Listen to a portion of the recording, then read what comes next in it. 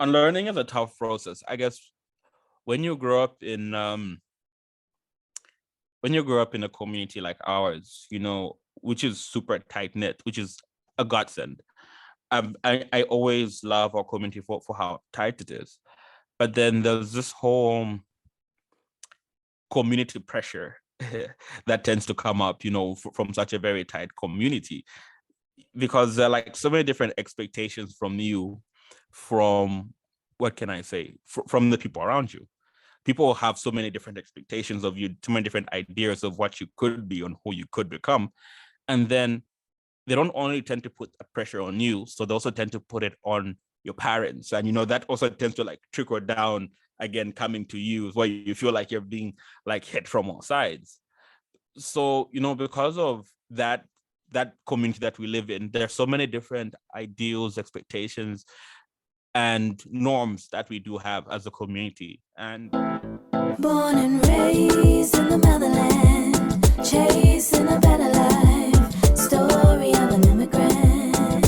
Concrete pastures. Hello, family. Welcome back to Concrete Pastures. I'm Nancy Mwasisi. I am so excited today. I met this brother on ZPod, which is our our podcast community for all Zambians. And also he's in our other community here in the US of A, but joining us from China, Pod Break. And this is also a community of podcasters, Africans, podcasters all over the world. Thank you so much for tuning in and for watching and for listening. I am so grateful for you guys that continue to show up for us every week. I am so excited. For anybody who hasn't downloaded our app, please be sure to download our app. It's right now, it's on Google Play. Please download our app, and everything Concrete Pastures is there. Let's meet our guest today. I couldn't wait to have this conversation with him. And he's from my home country, Zambia. He calls himself, the kid from Chilenje. Hello, our Chilenje family. And his name is Walusungu Mwazikani Phiri. Yes, our names are long. And he's currently in China studying, and he's an engineer, studying engineering. He's an audio production, and right now he does so many things, guys. So many things in between. He's a gamer. He's a producer, actually. Since we are in the same communities, so he is a producer on the Village ZM Zambia podcast. You guys already know. Welcome, my brother. Walu, what's up? How are you, my dear? I'm doing great. Thank you. Super happy to be here. Super honored to be on your show. I'm excited. I couldn't wait to have this conversation because I'm curious what's going on in China. But before we go to China, I just want, the kid from Chilenje. How was Chilenje for you in Zambia? Chilenje was Chilenje was beautiful. It's actually one of the only homes that I can really remember, because I've been there for, I think, since I was 4. And I left Zambia when I was about 16, 17. So it's like really the only home that I know. It's a space that I really loved and really got accustomed to. It was super hard to leave, but I'm happy I did leave. I'm happy I was able to take that leap of faith and try something new and different. Nice.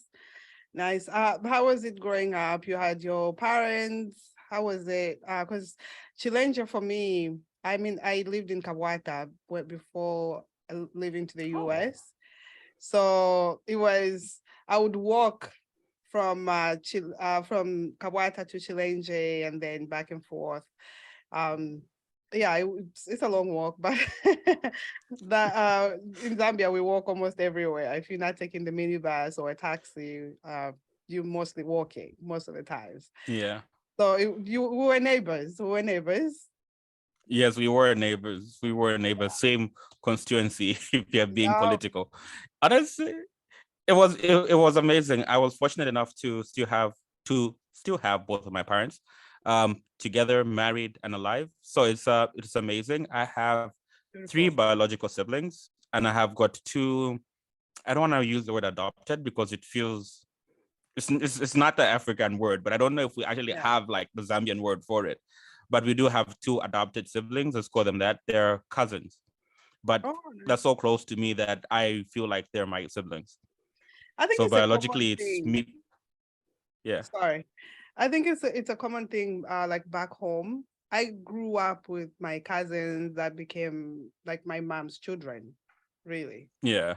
So it's very common and we get so close. It's like I grew up with my cousins the whole time. Like I don't remember a time when I didn't have cousins because my grandmother had 8 children and some of Wow. my mom's siblings passed away. So as they were passing away, she would adopt those their children and take care of them. It's just how it is back home. You take the responsibility. Yeah, it is. It is one of the things that honestly you get to really love about being back home, about being Zambia. It's that whole sense of, community that we do have. It's it's sad, unfortunately, that with one of my cousins, the siblings, is that he also has like a similar situation where he did lose his mom at a very young age. He was living with my grandparents, and then my mom and dad decided to like take him on and Yeah. keep him with us. And it's just beautiful, at least, that despite all the tragedy that happens, we do have that beautiful sense of community that really takes care of each other, make sure that everybody is taken care of. No, 100%. I love the sense of community that we have. Because without my cousins, I don't know. Like they also bring something else. Because I do I have know my what you mean. sisters. You know what I mean? I know what you mean. You're like, Yeah, yes, these are my siblings, but with my cousins, I can't imagine my life being anything else. Like, how yeah. would it be without them? It's like there's so many. They just. I don't even think there are words that can really describe it. Yes, Yeah. there's a different relationship that you build with them compared to Yeah. like my sisters. Like if they are brothers, we become like brother and sister. That's how I've had my Yeah. cousins, like the way like my brothers. Uh, but with my sisters, it's also a different connection that we have. So yeah, Yeah. I love it. So when did you leave It's insane. Zambia? I left Zambia in 2016, September 2016. It Nice. yeah, I actually left to study civil engineering. I was lucky enough to have a cousin in China who was able to help me find a place over here. Oh wow. So you Yeah. get to China, and where are you in Yes. China? I'm in Hangzhou, China. I've actually been in Hangzhou since I arrived. I haven't left. I really can't see myself leaving. I've become so accustomed to the city that's not even mine. It feels and you even see like the city grow and everything. You're like, I don't really see myself moving. It's hard to. Wow. Mhm. Wow. Yeah. What are the requirements to go to China? Like, what do you need? Oh, okay. Right now it's a bit tricky because of China's COVID zero policy that they do have. I'm not sure if you know of it, but China is trying to reach COVID zero, meaning no COVID cases in China. And they've been struggling with it. So because of it, actually, travel is a bit restricted for students right now. A number of students, yes, a number of students who left China are only just beginning to get in, and not even a lot of them, but just a few. And even for like a student like me, I can't, as far as I know anyway, I can't leave China and come back. So right now, from what I hear, you have to have been studying in China for you to come back to China because you're coming to complete your program. So that's So, what I'm hearing. got it. So for anybody who's thinking new, coming brand new to China, they are not allowing entry. As of right now, no. But then we do hear that the policies are bound to change within the new year, with the new year. So we're Yeah. hoping that once the new year comes, then most students will be able to get into China. The old process was like really super easy. All you had to do was just apply at the university you need to apply to, speak to them and everything. You do your registration, And once you get your acceptance, all you do is just simply go over to the Chinese embassy, submit your documents, and you get your visa, and then you're able to come over here. It was like really, I don't say super simple and easy, but it was rather easy. It wasn't like a pain in the. Where's the embassy in Lusaka? The embassy in Lusaka is. Oh my. Sorry, I forget to. Don't worry.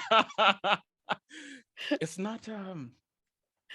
I'd like to say Long Acres. I'd like to say Long Acres, but I'm not sure if it is Long Acres. You could DM us.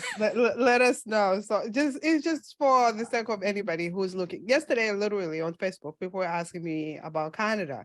I'm in the US, people, but they asked me about Canada and the requirements. So I did research for them and I put it for them. And then I found out that they actually have an embassy in Lusaka. So I was like, oh, wow. I learned something too. So I'm guessing it's in that embassy.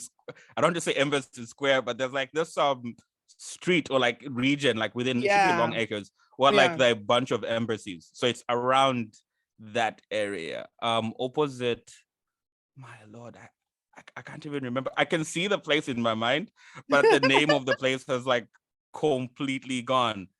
Walu, it has completely gone. Listen, my memory. People ask me about the food. People ask me, I'm like, I don't remember those things.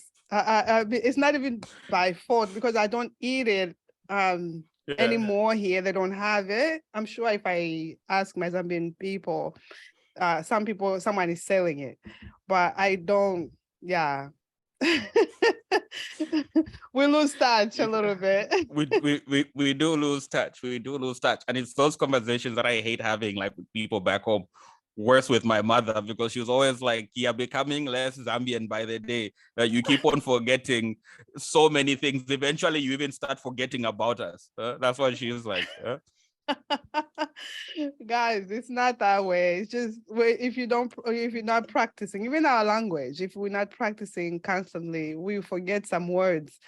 We might know the words in our heads, but for it to come out, it's not the same anymore. So forgive us. The same. It's a struggle. It's a struggle. It's a struggle, but I do try. I do try sometimes, at least with the language here and there. Occasionally with mom, though usually just end at like the greeting. Oh, wow. How long is the visa like for students if they give a visa? How long is the visa for? Usually with students, you have to renew every year. That's the usual requirement for most students. You have to renew your visa every year. They don't give a visa longer than a year, to my knowledge. So it's a simple process, really. Yeah. For students, all you just have to do practically is even go there the day before your visa expires, hand in your documents. As long as you got everything in order, most likely they would ask for like a copy of your of a paper from your school just to prove that you're still a student. They need registration paper as well from your police station or from your dormitory, as well as your medical records, just to prove that you're fit and everything. And then you submit and you're done. Got it. Yeah. Quick question for you. So when you are there, like, how do you renew? How do I renew? Yeah. So you are there. Do you renew with your school or you have to go to the embassy? Actually, there's an immigration bureau that I have to go to. In your school or just separate? Separate. It's separate. So the school just gives me a document that I have to take over to, first of all, the police for just to confirm my registration. No, it's just for accommodation because they I'm trying to choose my words. China has certain laws to do with like where people are staying and everything. Not like it's a real thing, because like if you're staying at someone's place for over 24 hours, you're supposed to go to the nearest police station and register yourself and be like, oh, hey, I'm just visiting. I'm just at my friend's house. I'm just staying here. This is me. That's it. That's technically what the law is. If you're staying, yeah. I could see it. Yeah, it's what the law is. You don't just go. You just go and attend a Kutandala. No. When you go to Tandala, you go by the police station and say, "Oh, I'm visiting my friend as well. I'll be staying here for over 24 hours." And yeah, this is me. Then they, get your information, the place where your friend is staying, do a few procedural things, and you're good, technically. I'm dying. I'm dying. What? No. Yes, technically, according to the law. That's the job. That's the job. You go to visit 24 hours, you gotta go to the police and let them know I'm visiting Walu. And Yeah. do they give you a time frame that you can visit Walu for this time? No, not really. Okay, it's just more or less like confirming your residence, confirming that you're not living in your where you register that you're staying, and you're just staying somewhere else momentarily, more or Do less. residents have to do that too? No, I believe it's for foreigners. That those laws should apply for foreigners only. Okay. So I'm just thinking about the Yeah. freedom that we have. Like I appreciate my freedom that I have here in America, but Jesus. Wow. Yeah, it's it's something. Wow. Okay. It's a bit funny. Yeah, even a hotel. It's Listen, I'm learning as I'm sitting here, and that's very interesting. It's very interesting. It is, but it's not even like a big thing. It's just something that takes like 5-10 minutes, and then you're able to like get it out of the way and go wherever you're going, do whatever you're doing. I just love how you just okay. It's interesting.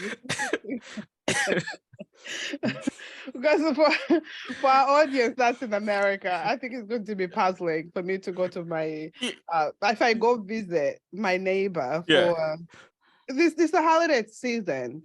So some people have sleepovers, you go celebrate, and I have to go report myself and say, I'm staying at my best friend's house for the holiday. Yeah, I'll be here for the holidays. I'll be here maybe for so long. They don't really care, but just have to like go through the process.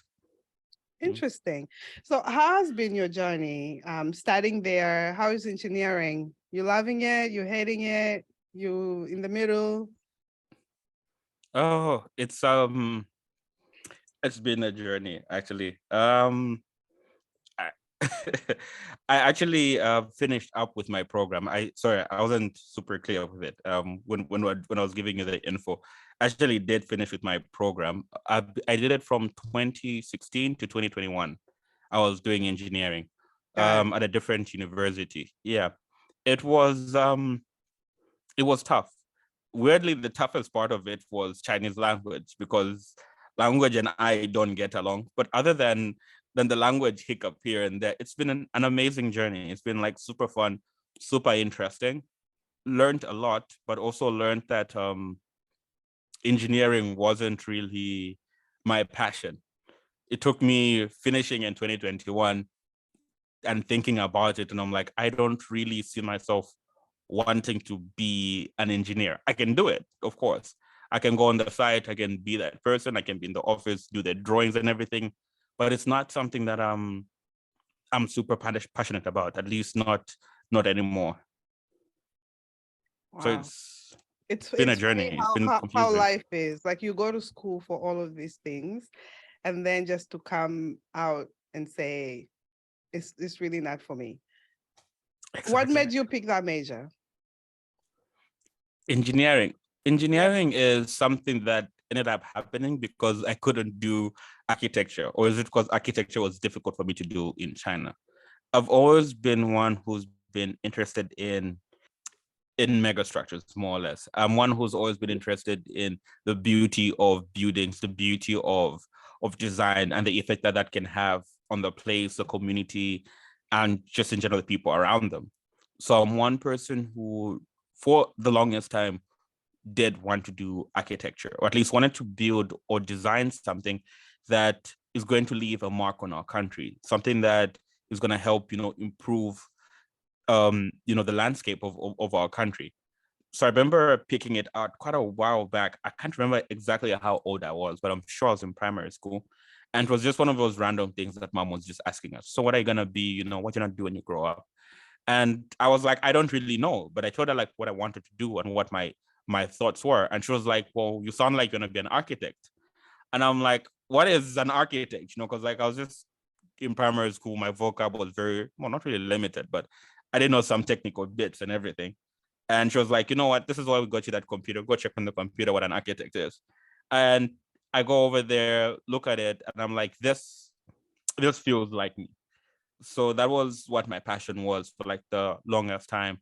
I was trying to always do everything I could that would help me with architecture. But then unfortunately, when I had to leave Zambia and study in China, architecture was not an option that I had, because architecture was done in, well, it was an option, but it was going to be a more difficult option. I was going to have to do it in Chinese language. I was going to have to learn it completely in Chinese. Yeah, and I wasn't really feeling like that challenge.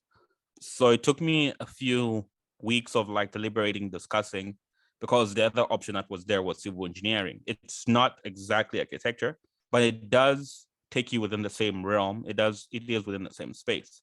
So it's an option that we were contemplating, or I was contemplating for a while, until eventually I was like, let me give it a try, and hopefully one day be able to jump into architecture. Nice. Yeah.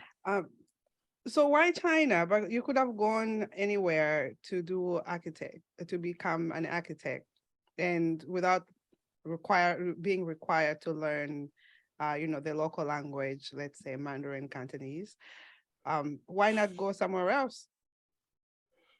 I guess at the time when we looked at the options that were available, it was the best option. Well, China was one of the better options for me. It's super funny every time I think about it, because for the longest time, my dad was always one person who was like, I'm not a rich man. That's my dad. He's like, yes, you go to a good school. You're around people with in a school with people who got like more money, more whatnot, and you hear about their kids going abroad, going to China, going to Canada, going to Malaysia. And he told me straight up, you are not going there. You're going to CVU. You're going to UNZA. That's where you're going. And that's where like I was prepared to go until my results came out, and now the pressure started of having to look for a place. And he was looking at CBU and UNZA, and I believe at the time, because of UNZA and CBU's closures and their, I don't want to be mean and say mismanagement, he felt that they may not be the best place for me. So that's how he said looking at other places abroad. And then he found out that, well, he knew anyway, he got in contact with one of my cousins who was in China at the time. He was studying civil engineering as well. So he spoke with him, and then he felt like China was a better option. So he told me to speak to my cousin and figure out what courses I could do in China at that university where my cousin was at. No, I ask those questions because a lot of the times as children, we get to do things that are for our parents. And the same way that you feel about engineering, that you don't feel the same about it anymore. You have a different passion. So there's so many people that I've met throughout here, and a lot of the time they go to school and they don't really like what they end up getting, the degree they end up getting, and they end up venturing to do something else. It happened to me. I was doing nursing because that was the popular thing that everybody else was doing, and it was going to bring me more money. I can do overtime. I work 3 days a week. Who doesn't want that dream? Yeah. And I, yeah, like it's 3 days a week. And the Sounds rest beautiful. of the time, I would love that. yeah. But then when I was doing it, and then I even did like assistant nursing, I felt in my gut and everything in me. I love dressing up. I love wearing suits. I'm enjoying what I'm doing right now. And that's at the time I was just a teller. I was like, I'm going to continue to do what I'm doing right now. And I just dropped out. I'm like, I'm good. I'm good. And it was so competitive. No, thank you. Thank you. No, it took so many tries, because you take the test. So I took the test. I took the Yeah. test, I think, like 3 times. And for me, it was just like a sign. It's like, don't, like, it's okay. You don't have to go through that route. Yeah. Because the third time when I passed it with higher marks, they put me on a waiting Yes. list, and then you are competing with the next class. Whoever gets the highest scores, they go to the class. Eh, And I was like, Yeah. no, I don't have the energy for this. This is gonna take too long. And it was just not working out with my work schedule too. So I was like, it's all good. I'll do something else that I love the most. And I stayed in banking, and I enjoy it. It's been great. Again, sorry, but congratulations. Thanks, thanks. Yeah, no, it's all good. It's all good. Um, so how has it been living there? Do you have any Zambians around? Do you have any Africans around, or other people that you congregate with? Um, Life in China has been it's been interesting. If you look at I think I would like put it like into three different categories. Sorry.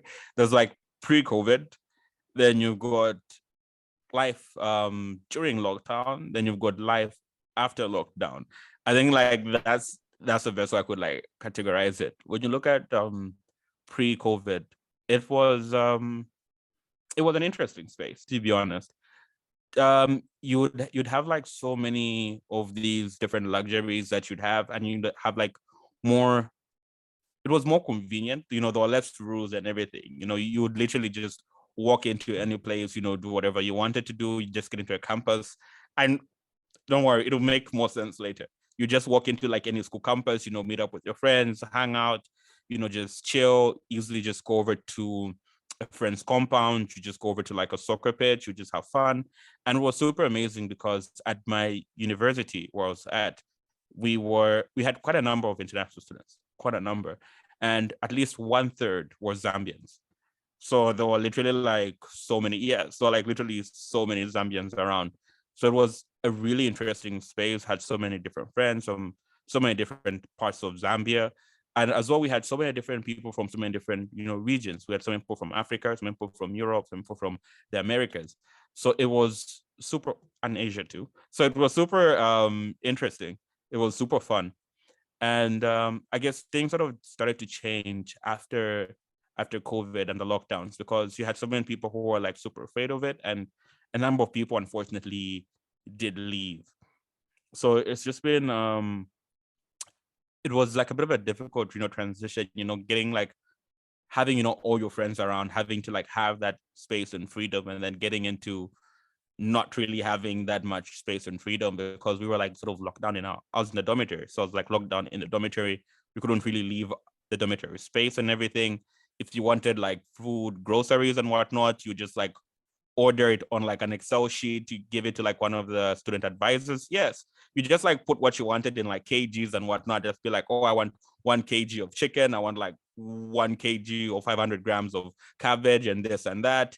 Then you send it over to like the school student advisors and everything. And then they would like procure everything and bring it over by the dormitory building. And you just pick it up, pay for it, go to your room. So it was like a very different space, where it was challenging. Everybody had like a whole different challenge with lockdown. And post lockdown, it's been challenging in a whole different way, because now China has got this whole code system. So there's like so many different, I don't even know how to put it properly, but it's just it's challenging, because as I said, like you can't even like just go to any university anymore. You can't just go and like visit your friend anyhow. You'd have to like go there, scan a code, show them that, oh yes, you do have a green code. Sometimes even if you do have your green code, you need to have your COVID test done.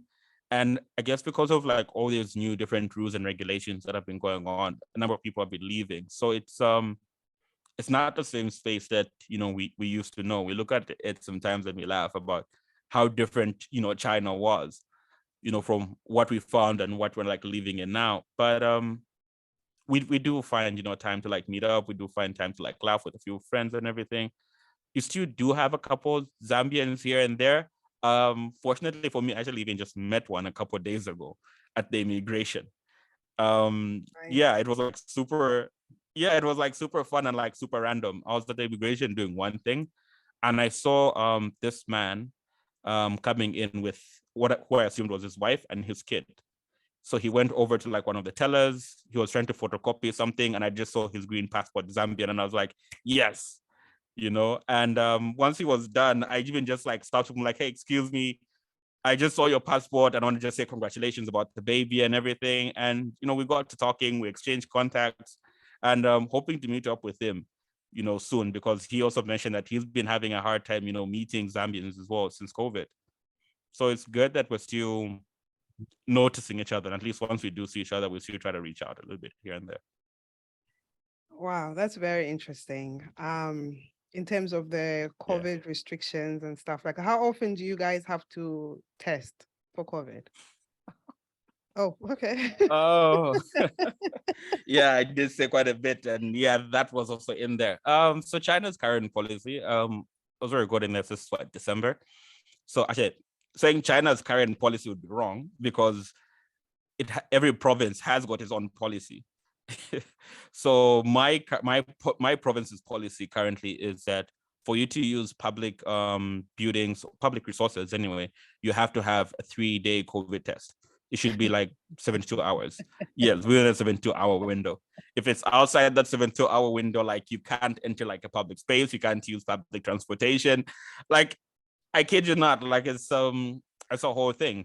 Though certain cities technically still do have the same thing, but then certain places won't let you inside unless you have a COVID test that's valid for 24 hours.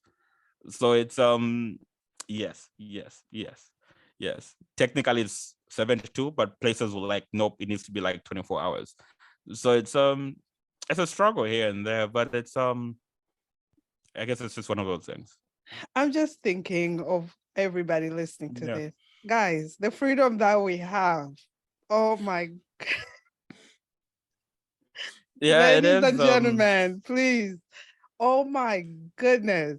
I mean, I feel bad. I feel bad for. It's I tough. mean, I get it and I don't get it. Yeah. If you know what I mean. Like it's I know exactly what you mean. 24 hours to get in the building. 3 days prior to getting. Come on, people. Yes. Well, I guess, you know, the good thing, sorry, excuse me, Are is the that there are numbers so low? many. Are the numbers too high? Are the numbers low for COVID? Because if they still They were low until a couple of weeks ago.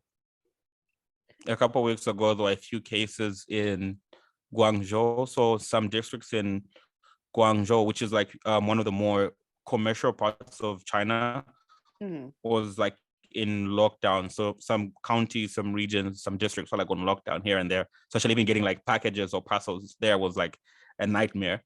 That was like at least 2 or 3 weeks ago. I hear it's good now. But then like this week and last week, I hear Shanghai is a bit bad, together with my city, Hangzhou. A couple of districts are like not so good. So it's one of those things. Being an immigrant can be hard. Having been away from my home country for over 20 years has allowed me to experience these hardships firsthand. Throughout my journey, I've had a lot of challenges that were hard to bear. Juggling adjustment to a new country, obtaining my immigration papers, getting married, having children, establishing my career, and finding time for myself. Even though I've always had faith, I also relied on therapy, which gave me the tools to cope with the issues life brought me. My fellow dreamers, let's remove the stigma around therapy and normalize seeking help with today's sponsor, BetterHelp. BetterHelp offers licensed therapists who are trained to listen and help you. Go to betterhelp.com/concrete pastures for 10% off your first month of therapy with BetterHelp and get matched with a therapist who will listen and help in as little as 48 hours. Okay. I mean, I get it. Maybe I guess it's still on the high side in different provinces in China. Probably that's why they have a strict policy when it comes to this. Hopefully it gets better for you guys, because I mean, we need connection as human beings. And when we lose that, especially as immigrants, it's lonely. It really gets lonely if you don't have that connection with other people, with other, with your friends.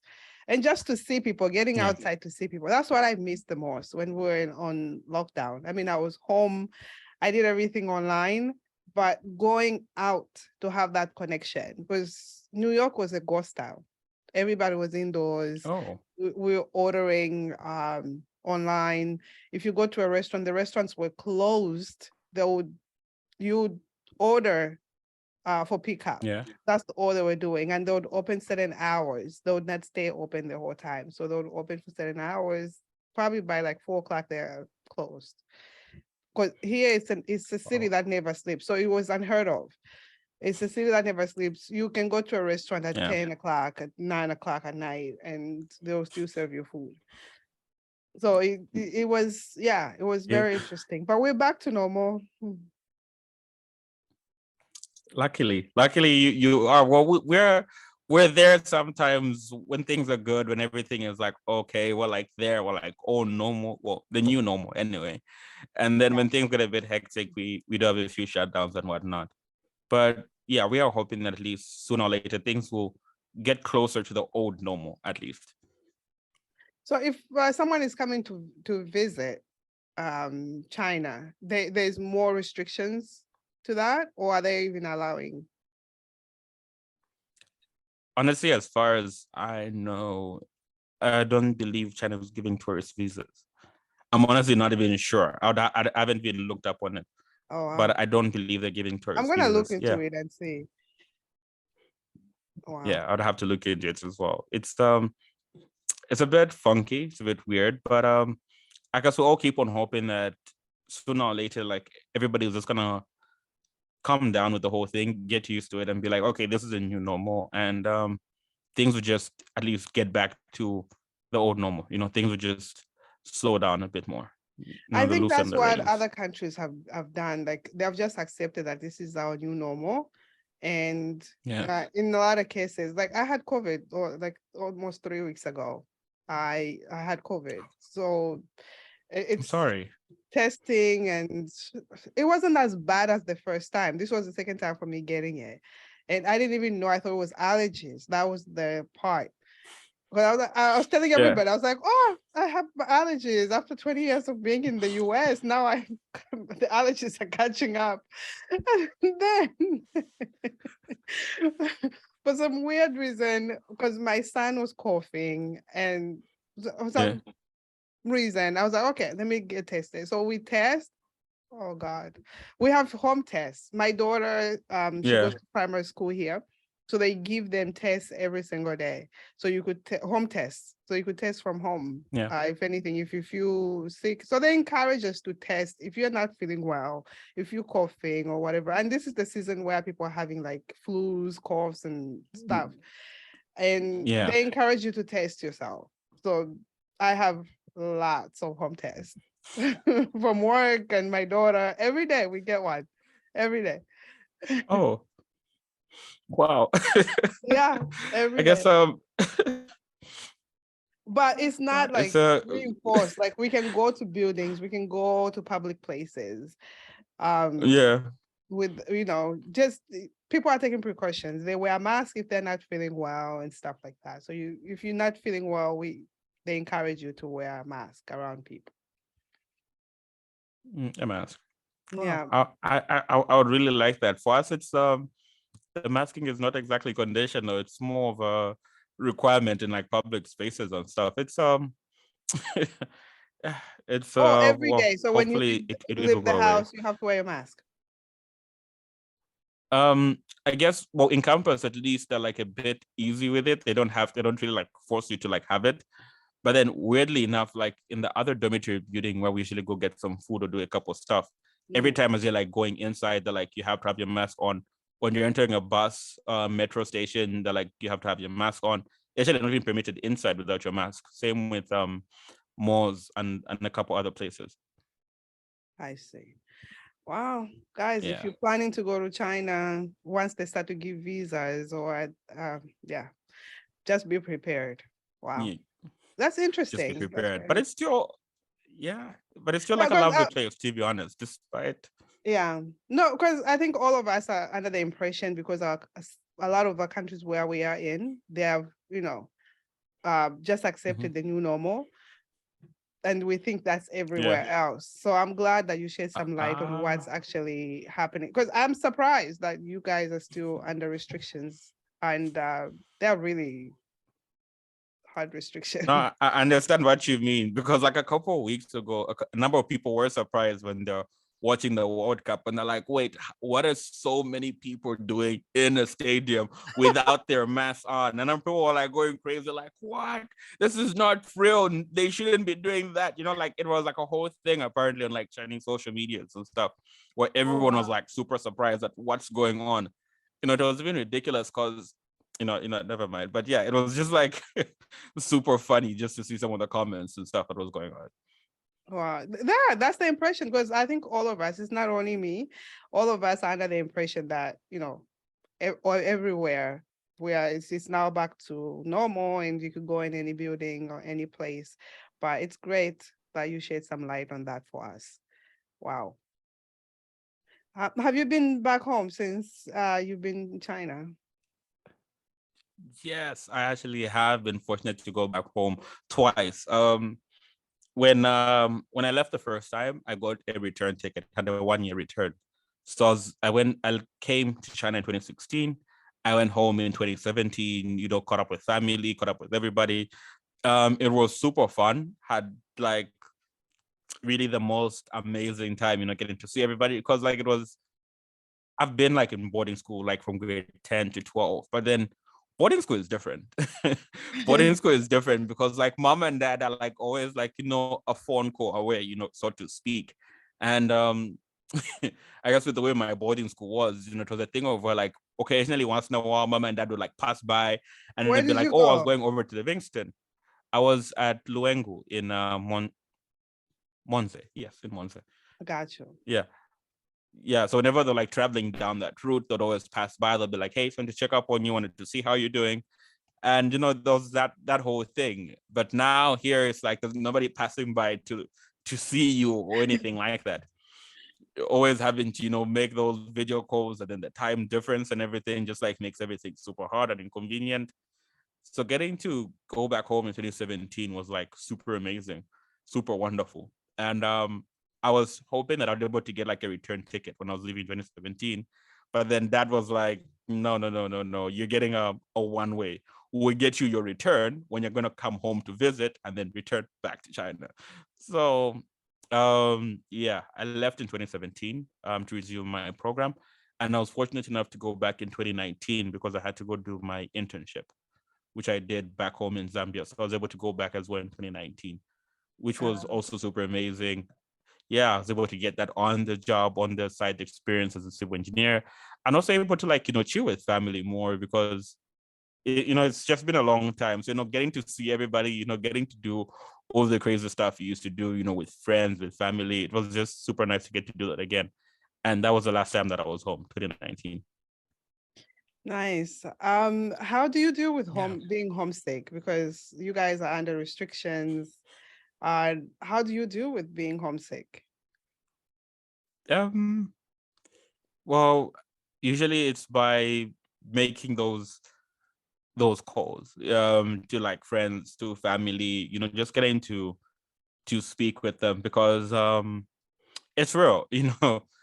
Sometimes you just feel like in a funk, you don't really know what's up, and you just find yourself like replaying or like thinking about all those crazy things that you could be doing, all those crazy things that you did do. It's funny how even up to now some of the little things like just getting on my mom's nerves is something that I still miss. And then I'm just like, you know what, I don't care what time it is, I'm calling your mom and just trying to see if I can catch like 5 minutes, 10 minutes with her.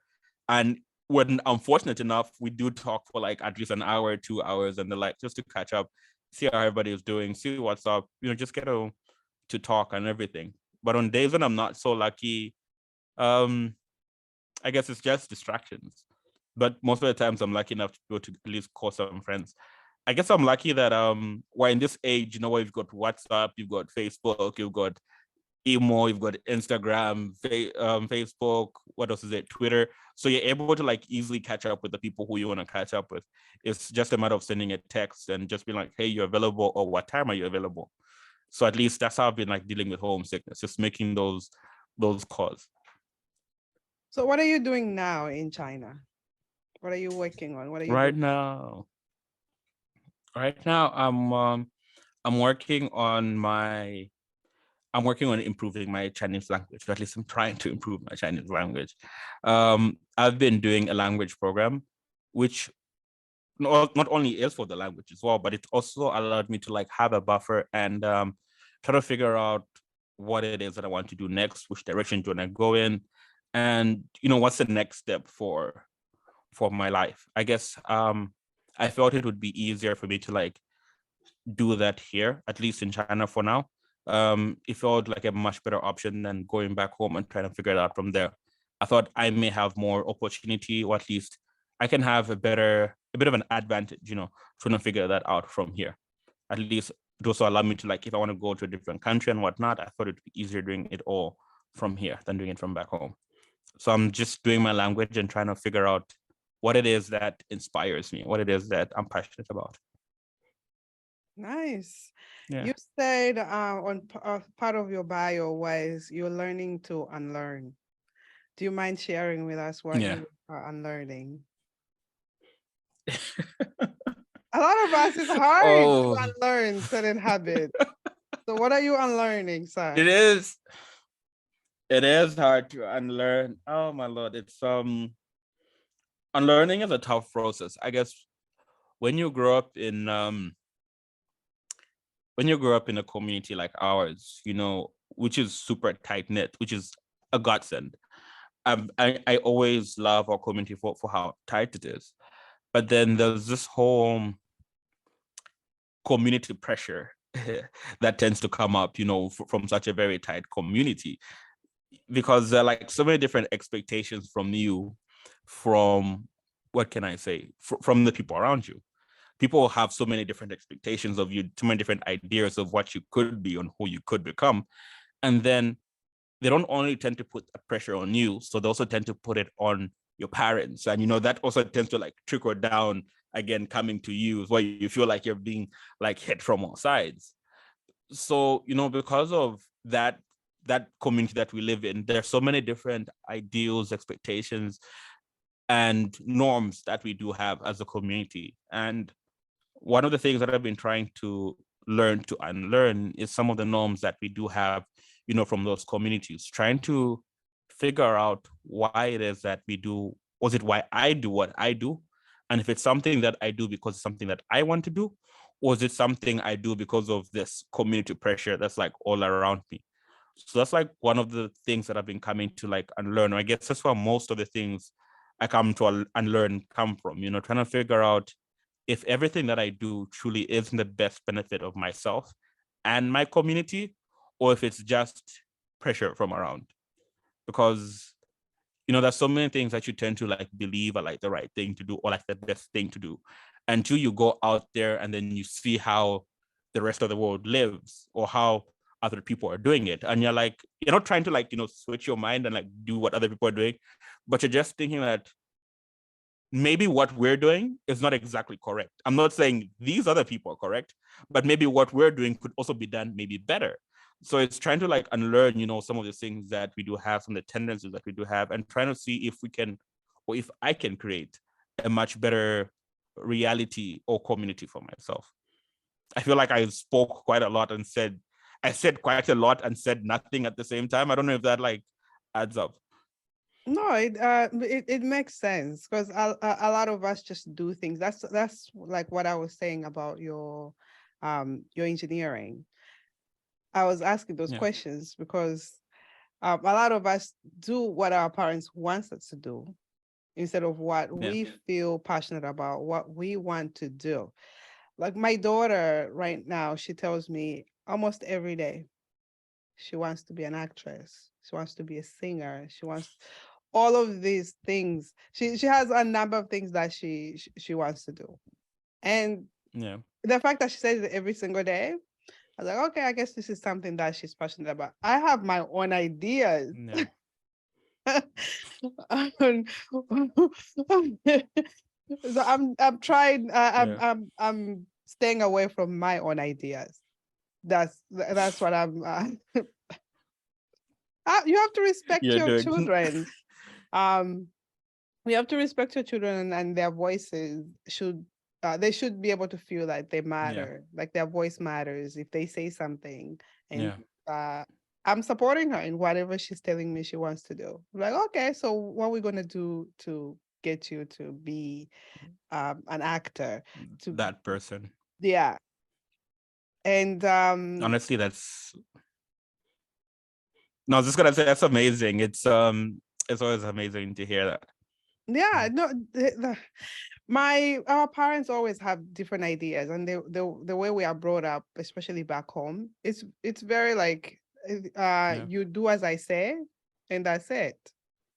That Yeah. that's how the parents put it to us. At least that's how we are receiving. They might probably not mean it that way, but a lot of us children receive it that way. It's like it's either my way or the highway. Yeah. That's how it goes. Yeah. Yeah, listen, when you go to other countries, it opens you up to certain things. You get exposed to a lot of things, and you get to start unlearning if you're willing to unlearn, because sometimes we get stuck in our own Yeah. ways, our old ways. And even if you're exposed to so much, it takes maturity to admit to that I'm unlearning. I want to unlearn certain things. I want to make sure that I'm doing something Yeah. that's right by me and not for other people. So that's important. That's really great. Yeah. No, honestly, it is. It's just scary, because as I said, there's that whole community pressure. So you feel like every time you're unlearning or questioning, you feel like everybody is gonna be on your case, like, oh my God, why is he doing this? And you know how we say it in our community, even if I was Zungu, there's Yes, just the whole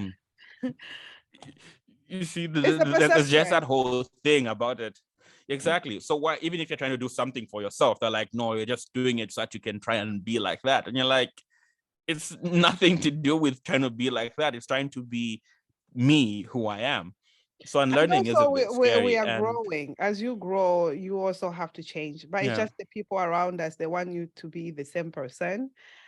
And I think as a community, we have to yeah, stop putting people in a box and support people as they grow on their journey. Because I don't know, why would you want to be the same person every year, every day?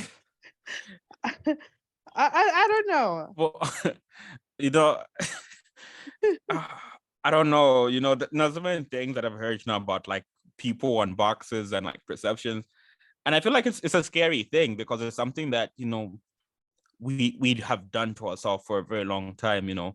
We try to put other people in a box because we put ourselves in a box to begin with. We try Exactly. to box ourselves up and define ourselves as this one thing, but forgetting that that's not exactly what life is. Life is all about growth. Life is about change. Just because a couple of years ago you believed one thing doesn't mean that you have to believe the same thing for the rest of your life. With the more Exactly. information that you have, the more your perception changes.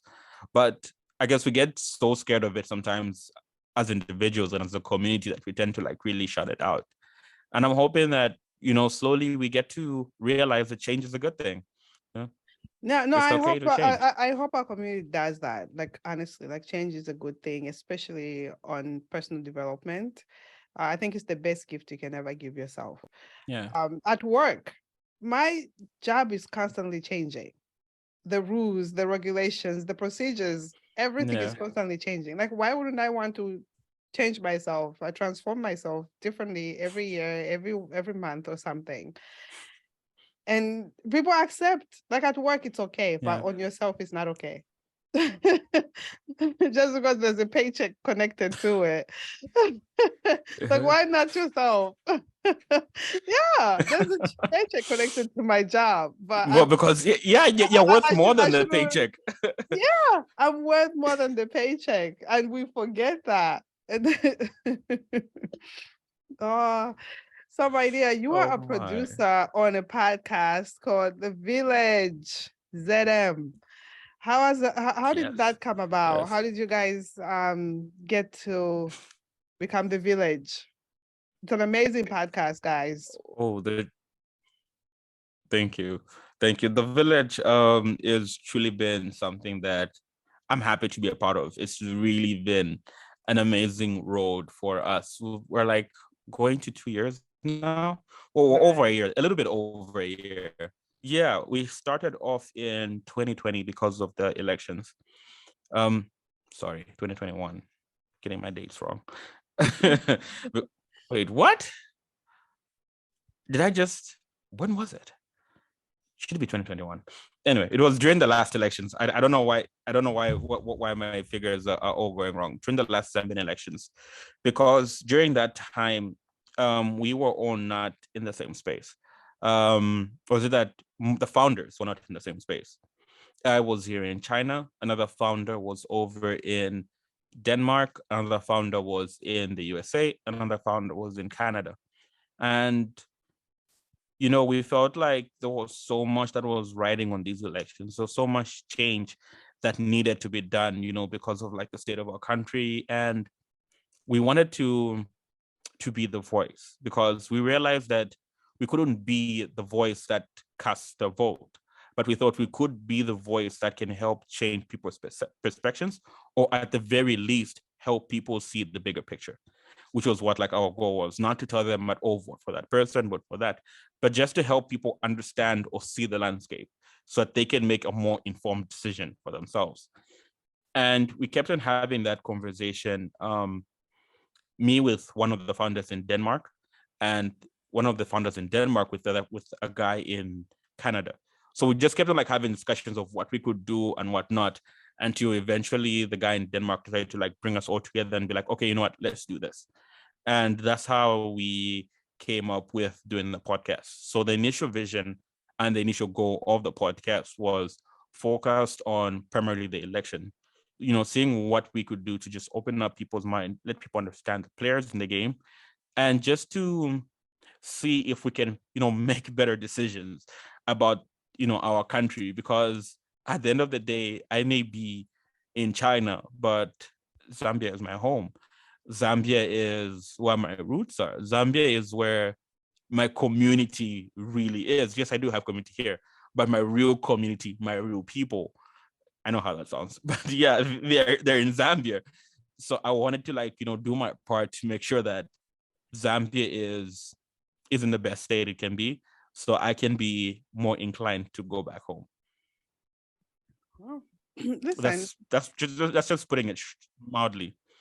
yeah, I mean, ultimately, we want to build a country that you want to be proud of, your children to be proud of. Yeah. And you guys did a phenomenal job, uh, like giving people insight on who was running. And it was incredible. It's incredible. And I'm glad Thank you you. guys made a difference.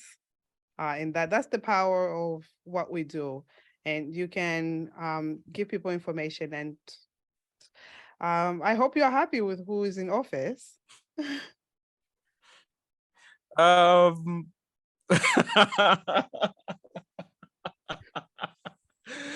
I'd like to say yes. Give But people time. Give people time to adjust. no. Okay, yes, okay, yes. I agree with you. We should expect change. We should expect that things should be different. But I guess I expected things to be different in a different way. But now I'm seeing more of the same old, and I'm like wondering, when are we gonna break out of the cycle? When are we gonna keep on like repeating the same things and like Are you? expecting different It's results? only been a year, no? A year is telling. I know how hypocritical I sound. Or maybe at least how hypocritical I hear myself in my head, because I know like a year, or at least the beginning, doesn't define the end, but the beginning does set a tone. It does sort of give you uh, a projection of where things are going, and the projection of where things are going seem to be going the way things have always been going. And we're like, that's not what we wanted. We wanted, or I guess maybe it's my fault because I'm like expecting so much from Zambia because of my bias to it. I'm like hoping that Zambia would make like this miraculous change in 2 years, and it would be like more, it would make it like better for me, like me to go back home, and everything, and like settle back Have in you Zambia. had a So I guess, conversation? Have you had a conversation with people on the ground? Because I hear differently for people on the ground, including my siblings, because I didn't vote. So I have no say. Whenever I vote now, I vote for here in America. But hopefully the next time around I can vote in Zambia also. But have you had conversations with people on the ground? Like, how do they feel? Because for us here in the diaspora, we have a biasness because of where we are. Things move faster where we are because of the infrastructure, the economy that we have.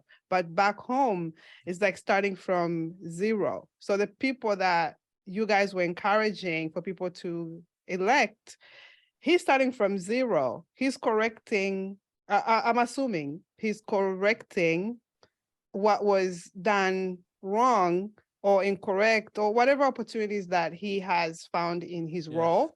He's working on those. And if those opportunities is 100 opportunities, he's probably at number 50. So you guys have to give him some type of grace and find out from the people on the ground. How do you feel about your new president? It's been these many days. Is there any change in your role in terms of, employment? Because we have unemployment in Zambia. Are there any job opportunities that are coming around that you qualify for, that you may want? So I think we have a high expectations. I'm that way. I already told everybody, whenever they ask me, are you going to retire in Zambia? I'm like, I'm not retiring in Zambia. Unfortunately, I'll go to Zambia to visit. I want to create a charity that's going to help kids that are going to school. I remember going to school, and beautiful. It's hard at primary school the way I grew up. Yeah. So I want to contribute for those parents to have some alleviate some of the pressure to buy books, to buy shoes, because I would have one pair of shoes and I get uniforms. home. I have to take them off. Uniforms. So for that, I'm definitely going to Zambia. Where I retire, Cape Town. That's my home is where you are. And it is. This is for now. Maybe 10 years from now or whatever, I'll change my mind. I don't know. But for now, as it is, I'll contribute. I hope so. Yeah, I'll contribute to the Zambian government, Zambian economy. I contribute through people. That's how I'm contributing to the betterment of the community. No, I get it. I understand it. Yeah. So I think maybe we should give him grace. I mean, he was here. And I couldn't get a ticket in time. So I was just like, okay. But I wanted to meet him. Ask him at least 1 or 2 questions on the diaspora, for the diaspora community. Because we expect things You should have. Quick. No, I was going to. Yes. I was committed to go. I wish you did. It would have been like super amazing.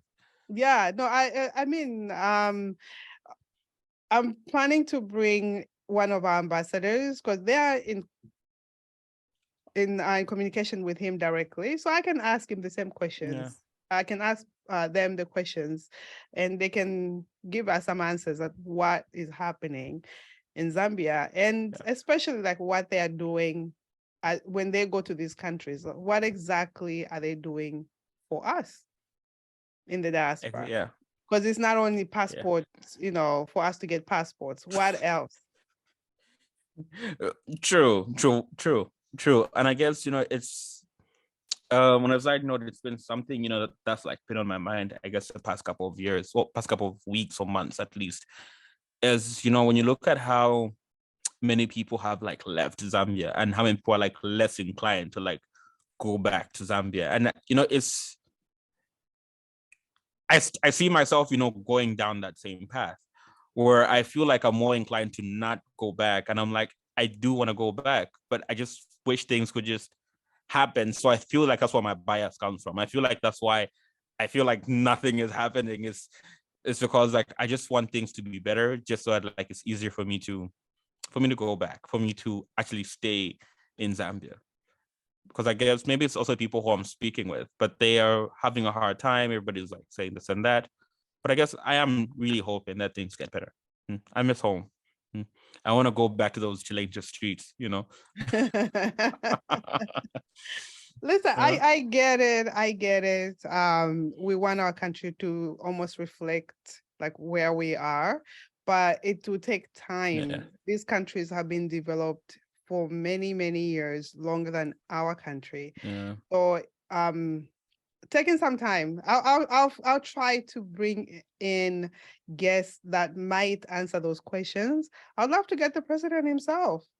Anybody who knows him closely, Please.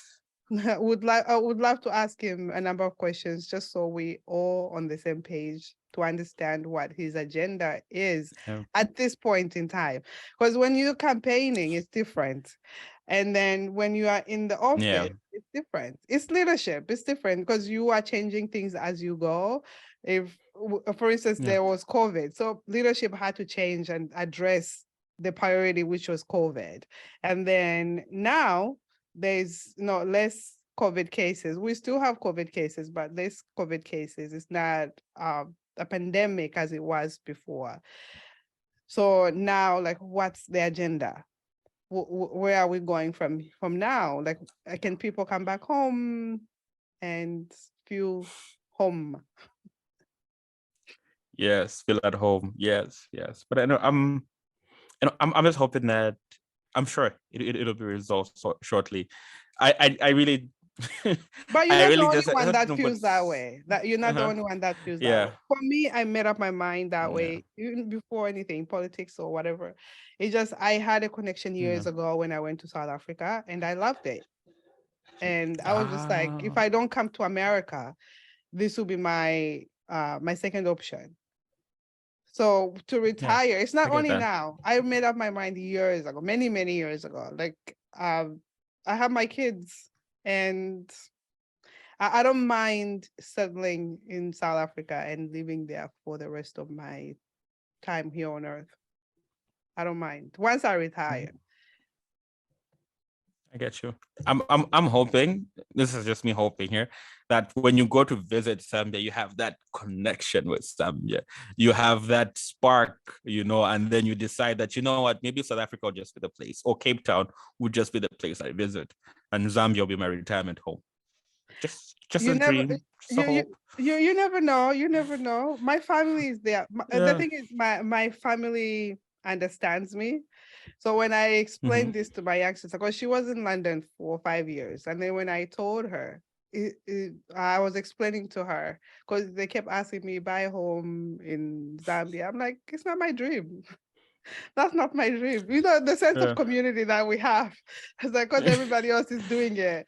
Oh, you should buy a house in Zambia. No, I don't want to. I would like to buy a house here in America. That's my dream.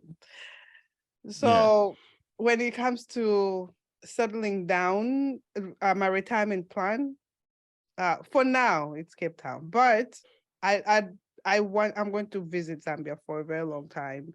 I do have a connection back home.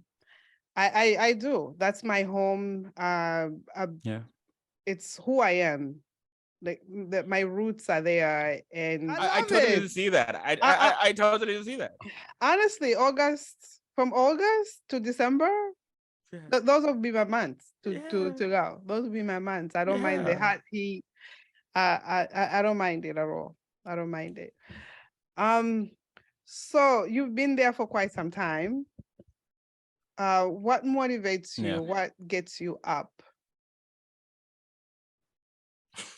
What gets me up every morning are my Chinese classes. But I guess what really motivates me and like really gives me that drive or gives me that focus currently is to do with the podcast. The podcast is one of my main motivations, one of my main sources of inspiration. I'm always sort of challenging, or is it we are always challenging ourselves to see what more we can do, to see what more, we can do for my country. So I feel like that's sort of my main motivation right now, figuring what we can do as a podcasting community to grow our reach, to reach out to more people, to extend I'm practicing the same thing in different ways. Yeah, to grow our reach and have an impact on people's lives that we want to have on them, one that allows to encourages growth, one that allows people to see the bigger picture, one that allows people to learn to unlearn, and which will create growth for our country. So that's one of my biggest motivations right now, working on the podcast and getting those long-term visions accomplished. Nice. Have you Yeah. found your concrete pastures? I'm not sure yet. Honestly, That's I'd like to say I'm still in a space where I don't know. There's a lot that I tend not to know than that I do know. So I'm not yet sure. But I'm hoping that I have. I'm hoping that I have. But I'm still not so confident. I'm still not so I'm not there yet. At least I can't say I am there yet. and that's okay. And that's Yeah, it completely is okay. listen, we are all on a journey of life, and life is Yeah. constantly happening. And with that, you find out what makes it concrete and what's not concrete. And if you're still on the journey of finding your purpose, you are unlearning things. So Yeah.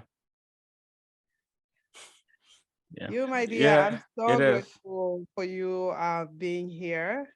This has been wonderful. I wanted to connect with you. I wanted to get a little bit of what it's like to be in China, and so many people that are looking to go to China would take something from this conversation and what's happening Yeah. now, because a lot of people, I guess, know China as before COVID, and then now Yeah. after COVID, that was a lot to learn in that space. That was a lot to Yeah. learn. It was a lot to learn.